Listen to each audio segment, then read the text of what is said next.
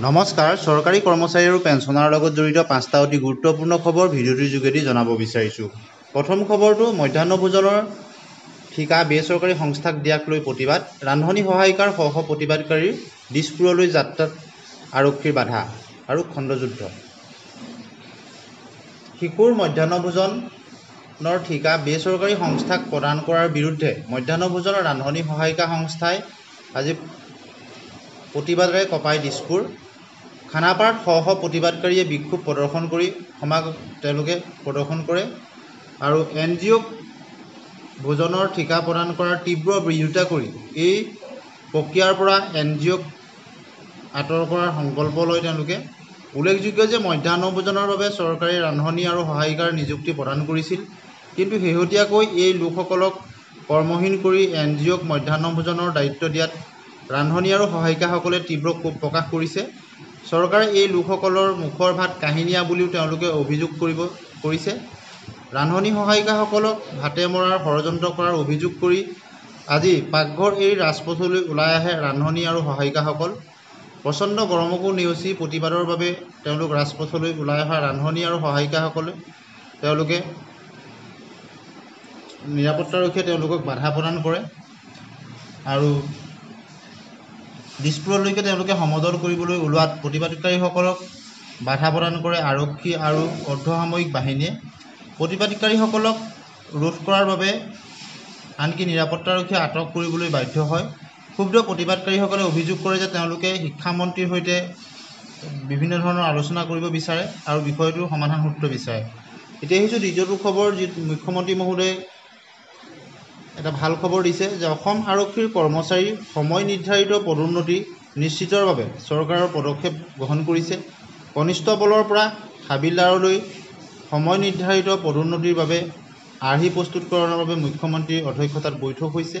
লগতে অৰুণোদয় 3.0 অৰ্থাৎ 3.0 ৰূপায়ণৰ ক্ষেত্ৰতো জিলা আৰু বিধানসভা সমষ্টি অনুসৰি অগ্ৰগতিৰ পৰ্যালোচনা কৰে মুখ্যমন্ত্ৰীগৰাকীয়ে আৰু যোগ্য হিতাধিকাৰীয়ে যাতে ইয়াৰ সুবিধা লাভ কৰে তাৰ প্ৰতিও তেওঁ সকলোকে এই ক্ষেত্ৰত ব্যৱস্থা গ্ৰহণ কৰিবলৈ কয়।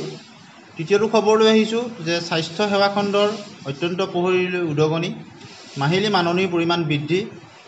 পূৰ্বৰ যি আশা কৰ্মীয়ে 3000 টকা লাভ কৰিছিলে, এতিয়া বৰ্তমান তেওঁলোকে 1 অক্টোবৰৰ পৰা 4000 টকাকৈ লাভ কৰিব, অৰ্থাৎ 1000 টকাৰ বৃদ্ধি হ'ব।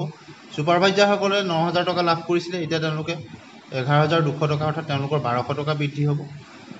মুখ্যমন্ত্ৰী মহোদয়ে অন্য এটা ভাল খবৰ দিছে যে অন্যতম কল্যাণকামী আঁচনি বুলি অভিহিত কৰি তেওঁ কয় যে ৰাজ্যৰ কৰ্মচাৰীসকলে কাম কৰি থকাৰ সময়ত যি মানসিক সন্তুষ্টিৰ প্ৰয়োজন হয় সেইখিনি নিৰন্তৰভাৱে প্ৰদান কৰিবলৈ দেশত নথকা অথবা কৰ্মচাৰীসকলৰ বাবে অচিনাকি কেইবাটাও আঁচনি ৰাজ্য চৰকাৰে ৰূপায়ণ কৰিছে। তেওঁ আৰু কয় যে বিভিন্ন ৰাজ্যত পৰম্পৰাগত সা সুবিধাসমূহক বাদ দি চৰকাৰী কৰ্মচাৰীসকলৰ কল্যাণৰ বাবে সুকীয়াকৈ কিবা এটা কৰাৰ বাবে চেষ্টা কৰা নাই, কৰ্মচাৰীৰ বাবে থকা নীতি নিয়মৰ আধাৰতহে কাম কৰি আছে বুলি তেওঁ কয়। আৰু ভাষণ প্ৰসংগত মুখ্যমন্ত্ৰীগৰাকীয়ে ভাৰতৰ 6খন ৰাজ্যই কেন্দ্ৰীয় চৰকাৰৰ সমাহাৰত মৰগীয়া ভাত্তা পৰিশোধ কৰি আহিছে বুলি জানিবলৈ দিয়ে আৰু বহু ৰাজ্যত কেন্দ্ৰীয় আৰু ৰাজ্য চৰকাৰৰ মাজত যথেষ্ট পাৰ্থক্য আছে বুলি তেওঁ মত পোষণ কৰে। অসমৰ লগত যদি পশ্চিমবংগক তুলনা কৰা হয় তেতিয়াহ'লে অসমৰ সৈতে সেই ৰাজ্যখনৰ 30% পাৰ্থক্য দেখা যায় বুলি মন্তব্য কৰে। প্ৰতিকূলতাৰ মাজতো কৰ্মচাৰীসকলৰ মানসিক সন্তুষ্টি দিয়াৰ বাবে কেইবাটাও প্ৰচেষ্টা হাতত লোৱা হৈছে বুলি মন্তব্য কৰি তেওঁ কয় যে এই প্ৰচেষ্টাসমূহ আজি একক আৰু অনুকৰণীয় ৰূপত প্ৰতিষ্ঠা হ'বলৈ সক্ষম হৈছে। বিশেষত আপোনালোকে মুখ্যমন্ত্ৰী লোকসেৱক আৰোগ্য যোজনাকে ধৰি অন্যান্য যি অভিলাষী আঁচনিসমূহ আছে আপোনালোকে নিশ্চয় গম পাইছে। এতিয়া আহিছোঁ অন্য এটা খবৰলৈ। শিৱসাগৰ জিলাত 1991 চনৰ পৰা 1997 চনলৈকে চৰকাৰী নীতি নিয়ম উলংঘা কৰি অহা অবৈধভাৱে শিক্ষক নিযুক্তি দিয়া ঘটনা ৰাষ্ট্ৰীয় তদন্তকাৰী সংস্থা নিয়াৰ দ্বাৰা তদন্ত বিচাৰিছে জিলাখনৰ একাংশ বেতন বঞ্চিত শিক্ষকে। আৰু জিলাখনৰ ডিমৌ শিক্ষা খণ্ডৰ অধীনত একাংশ বেতন বঞ্চিত শিক্ষকে শিৱসাগৰ জিলা আয়ুক্তক এই সন্দৰ্ভত এখন স্মাৰক পত্ৰ প্ৰদান কৰে আৰু স্মাৰক পত্ৰখনত অবৈধ শিক্ষক নিযুক্তি কাণ্ডৰ বিৰুদ্ধে নাজিৰা আৰক্ষী থানাত ৰুজু হৈ থকা 8/2020 আৰু শিৱসাগৰ শিশু ন্যায় পৰিষদৰ 02/2024 নং গোচৰৰ দুটা ৰাষ্ট্ৰীয় তদন্তকাৰী সংস্থা NIA ৰ দ্বাৰা তদন্ত কৰিবলৈ তেওঁলোকে দাবী জনোৱা হৈছে। বেতন বঞ্চিত শিক্ষকসকলে স্মাৰক পত্ৰখনত তেওঁলোকে চৰকাৰৰ নীতি নিয়ম অনুসৰি নিযুক্তি পোৱাৰ কথা উল্লেখ কৰি একাংশ অবৈধ শিক্ষকৰ নিযুক্তিৰ বাবেই তেওঁলোকে দৰমহাৰ পৰা বঞ্চিত হৈছে বুলি কয় আৰু চৰকাৰে যাতে এই ক্ষেত্ৰত সঠিক পদক্ষেপ গ্ৰহণ কৰে আৰু অবৈধ শিক্ষকসকলে আজিও কণ কণ ছাত্ৰ ছাত্ৰীসকলক পাঠ দি আছে বুলি স্মাৰক পত্ৰখনত তেওঁলোকে উল্লেখ কৰি বিভিন্ন সময়ত বেতন বঞ্চিত শিক্ষকসকলে অবৈধ শিক্ষক নিযুক্তি তদন্তৰ দাবী জনোৱাৰ কথাও শিক্ষা আয়ুক্তক অৱগত কৰে। 1991 পৰা 1997 সময়ছোৱাত অবৈধভাৱে শিৱসাগৰ জিলাৰ আমগুৰি প্ৰাথমিক শিক্ষা খণ্ডকে আদি কৰি বিভিন্ন খণ্ডত এই নিযুক্তি হৈছিল আৰু তাৰ তেওঁলোকে তদন্ত বিচাৰিছে। অন্যটি খবৰলৈ আহিছোঁ, দুৰ্ভোগ ভুগিব লাগিব হাজাৰ হাজাৰ অৱসৰপ্ৰাপ্ত কৰ্মচাৰী অৰ্থাৎ পেঞ্চনাৰে। ষ্টেট বেংকৰ পেঞ্চন প্ৰচেছিং চেণ্টাৰ কলিকতালৈ স্থানান্তৰৰ ষড়যন্ত্ৰ, মুখ্যমন্ত্ৰীৰ হস্তক্ষেপ দাবী, কৰ্মচাৰী পৰিষদৰ এক লৈ স্মাৰকপত্ৰ প্ৰদান। চৰকাৰী কৰ্মচাৰীসকলৰ অৱসৰৰ পাছত পেঞ্চনৰ কাম কাজ সম্পন্নৰ বাবে অসম তথা উত্তৰ পূৰ্বাঞ্চলৰ গুৱাহাটীৰ লখৰাত থকা ভাৰতীয় ষ্টেট বেংকৰ পেঞ্চন শাখাটো যিটো চেণ্ট্ৰেলাইজ পেঞ্চন প্ৰচেছিং চেণ্টাৰ কলকাতালৈ স্থানান্তৰ কৰাৰ ষড়যন্ত্ৰ চলিছে।